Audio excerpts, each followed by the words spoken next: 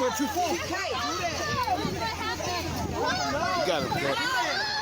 That's the devil, Cat. Okay? That's the devil. That police officer is the devil. Okay?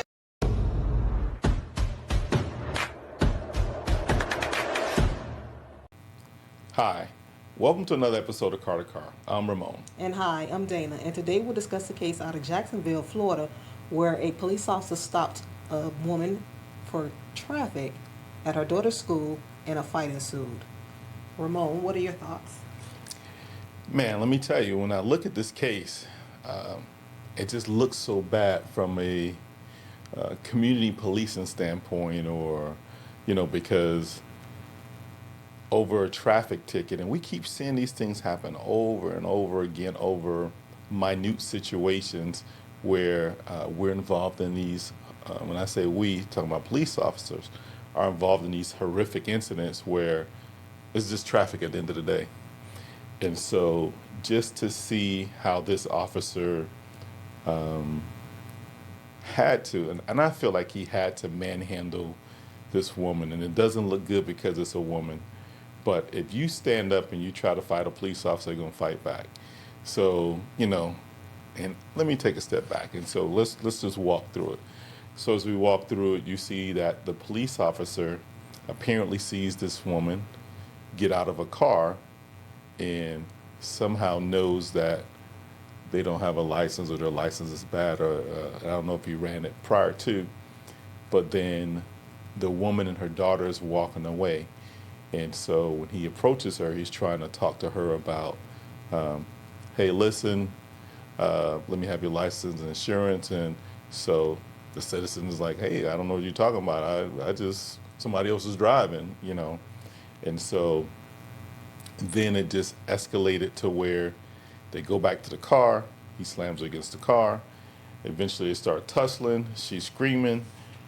He slams her to the ground, which I don't think he intentionally tried to slam her to the ground. I think when he tried to take her to the ground, his force, his strength, the manly strength that he had took over from where, I'm not saying she was a weak woman, but just, she probably wasn't just steady on her feet. And when he took her to the ground, it just looked worse than what it was.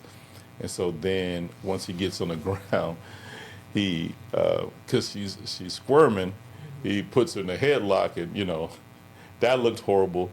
And then somehow she's able to push off the ground, and she starts to swing at him, and she grabs his lapel mic cord. And so at that point, I think he felt like he was in a fight for his life. He starts swinging like he was punching a man. And so, you got the crowd screaming, the daughter screaming. It was just chaotic in front of all these kids. And it was horrible. It just completely looked bad. And so, man, from that standpoint, I think as police officers, when we see something's going to turn, we got to take a step back and just say, you know what? Let me get some backup. And for whatever reason, I don't know why, as police officers, we feel like asking for backup is like a horrible thing, but sometimes it'll save you when people see that there's numerous police officers on the scene. And so, I know people don't like to see a lot of police officers, but sometimes all of those police officers get you to comply, because I've been a part of situations like that. So, I'll stop there and let you go, and then I'll come back when you finish and just break it down from citizen to bystander to officer, what I think each of them should have done. But it just really looked bad, I think, because it was a woman. If it was a man, it probably would have been a little different. It would have looked a little different. Still would have looked bad, but I think because it was a woman, it looked horrendous. I agree. And I don't want to spend too much time in my assessment justifying the use of force per se, but there were some things that bothered me about the use of force in some of it. And let me just say one thing. In the very beginning of the approach, when she was initially evasive and hostile and all those things, I would just want a minute to just tell her strongly, ma'am, I saw you get out of the car. So she could move away from I'm a passenger. Somebody else was driving. He just should have just said, "Ma'am, I saw you driving the car." Just give her that minute so she could step out of it. And then if she continues to escalate, then you move forward from there. I just would have wanted to see that one thing there. And it's a possibility too, if you don't want to use that type of force, remembering that you are in a school setting. There's a lot of children outside, a lot of other parents. You can just tow the car, and there were a lot of administrators outside. You could have used those to identify the parent as well, and then write the ticket from there. Run her, write the ticket. If you want to arrest her, you could have done that later on. So just if you were in the mind frame to use other options besides, getting into that use of force at that time, because you had one thing, you had that car. So moving forward from that, what I did not like about the use of force was the fact that the young lady said she could not breathe. And I think we don't do a good job, police don't do a good job of really heeding that, to look and see what my actions are at that time, because that is actually a warning that the person can't breathe. And I heard the chief in his press conference, he said, oh, she could breathe because she was talking. So people get dismissive about that. And I must admit, I had that assessment myself when I was in, I've said that a time or two as well from that. But I think the George Floyd case, really, when I watched that trial and I heard that doctor explain that everyone should be on board now, that just because a person can talk does not mean that they can breathe. So I agree with you, because it could be that last breath that you're pushing out, that comment. Exactly. So Yeah. since I am not a doctor, I said, let me research it, and this is what the research said. This is a question I posed to Claude, and I said, what happens when a person who is being restrained in a position where their lungs can't properly expand says they can't breathe? And mind you, at the point she was saying that she could not breathe, her neck was bent, and he was on top of her body, so she was in an awkward position. When someone is being restrained in a position that restricts lung expansion, says, I can't breathe, they're in immediate danger of positional asphyxia, a life-threatening condition that can lead to death within minutes. The critical misconception: there is a dangerous myth that if you can talk, you can breathe. This is false and deadly. Here's why. Speaking requires much less air than sustaining life. A person can, 1, use residual air in their lungs to speak, 2, generate words even while their oxygen levels are dropping critically, 3, communicating distress while already dying. What's actually happening when someone is restrained in a position that restricts breathing? Mechanical restriction, pressure on the chest, back, or neck prevents the lungs from fully expanding. 2, reduced oxygen intake. Even if they can draw some breath, it's inadequate for their body's needs. 3, carbon dioxide buildup. They can't exhale properly, leading to CO2 accumulation. 4, progressive deterioration. Oxygen saturation drops, heart rate changes, and organs begin to fail. 5, rapid progression. Death can occur within 3 to 10 minutes. Warning signs.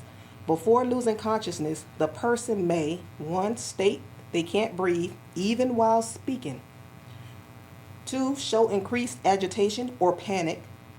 3, have color changes, pale, blue, flushed. 4, eventually become quiet, extremely dangerous sign. Silence doesn't mean the problem is resolved. It often means the person is losing consciousness. Critical response. Anyone restraining another person must immediately reposition them if they express breathing difficulty, regardless of whether they can speak. And I want to give a shout out to the male administrator that was there, because he was very concerned with her saying she couldn't breathe. And once she was handcuffed, the officer left her there, but that administrator picked her up to reposition her. So thank you. And I don't know if you listened to on that tape, her breathing was, really heavy.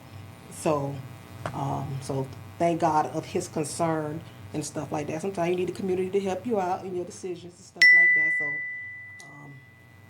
I agree, but okay, let me go I'm gonna go citizen, bystander, officer, and stuff like that. Mm-hmm. And I'll start with the bystanders first because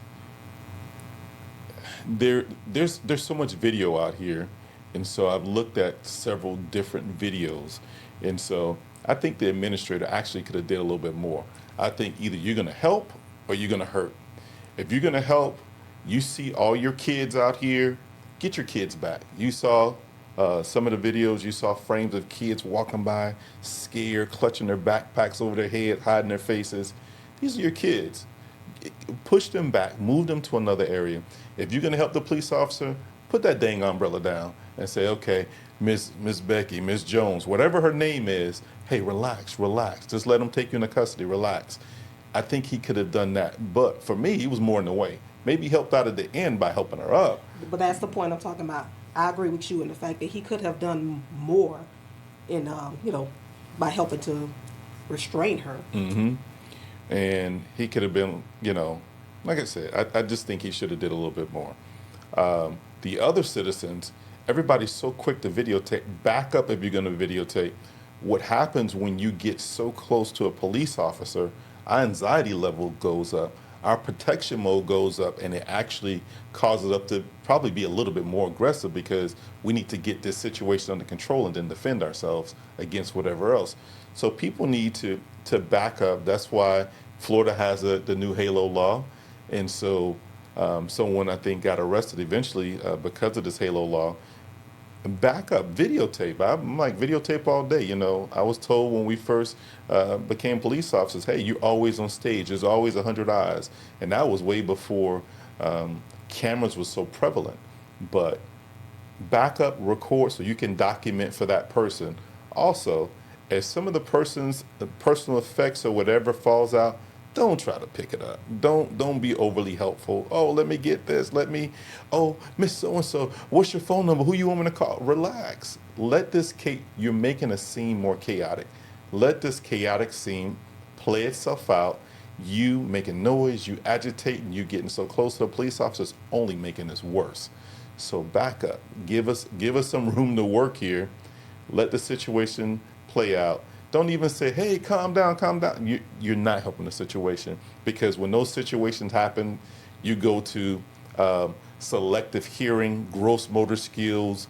Only a part of your body is really reacting when these situations happen. So you saying all this stuff is just making the situation worse by complicating it. Back up, get those young babies out of the way so that they don't see this. Like, this is already a horrible situation. You saw the daughter was even trying to have her mom stop and trying to stop the police officer. That could have been bad in itself. So the bystanders, if you're going to help, the help that you can do is please record, but record from a safe distance. Don't make it more chaotic. If something falls on the ground or something of that nature, especially if it's near with the incident, just leave it there, because you don't know if it's evidence or not. And then as far as the citizens are concerned, listen, if you get caught with this whole traffic thing with a ticket, just comply. Give them your license, registration, proof of insurance. I know we see other communities that don't do the same thing, and we're like, oh, it's not fair. They don't. Okay, that's not your situation. Give your information, comply on the scene, complain later, because at the end of the day, you want to get out of the situation safely. Absolutely. You don't want to die. You don't want your daughter or your kids or your family member to see you go through this, or you get hurt or anything like that. So make sure you just take control of your freedom, take control of your physical health, your own safety. And what I would say to the police officer, remember, it's just, at the end of the day, it is just a ticket. We get so caught up, and I know people are going to complain and talk bad in the comments, but I don't care. We get so caught up in, oh, I'm so officious. I'm going to see this through. Okay, whatever. Like you said, tow the dang car, write a ticket. It's an extra ticket. Put a hold on the car. I've done this a million times. Put a hold on the car, and you can't come get this car. Nobody can come get this car until you come in. Yeah. Guess what? You're hurting them worse, especially if they're paying for that car. It's going to be worse. Tow it. Put a hold on the car. When I look at this from internal affairs position, they're going to look at the decision making of the officer, look at the reasonableness of backup to come, the actions of the suspect, and the whole scene dynamics. So I would say comply, comply, comply, complain later, and just remember on both sides, because this looked bad on both sides. It did look bad on both sides. And in addition to complying, just think long term. You were going to jail for driving with a revoked license. But now you have assault and battery on a police officer, which is much, much worse. And you traumatized a bunch of kids, including your own.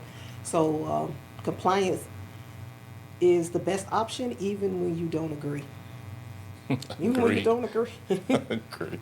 So, anything else? The only other thing is, I mean, we've been stopped a million times, and I hate this when I'm driving. That's what I was about to say. I hate when I'm driving because I feel like you drive bad. But in the last probably year or so, we probably got stopped about 4 or 5 times. And let me tell you, the first thing I thought of was, okay, let me relax. Let me keep both hands on the steering wheel. Let me do what I would want someone to do if I was the police officer walking up to this strange car with these strange people inside. And I say, the citizens, people, look at it from that standpoint. What would you want someone to do if you were the police officer and you're walking up to this car for the first time that's speeding or driving reckless or doing whatever, whether it's early in the morning, midday, or at night, where the lights are down, where you can't really see? Do what you would want someone to do. And if you start thinking about it from that standpoint, I guarantee your whole idea and your outcome will be different on how you handle the situation. But do what you would want someone to do for you if you're a cop. And that's how I try to look at it all those times we were stopped. Thank God we didn't get no tickets. But All right. Do you have anything else? oh, I done said a lot. Okay. Well, this is another episode of Call a Call Podcast. Please be sure to like, share, and subscribe. And until next time. Until next time.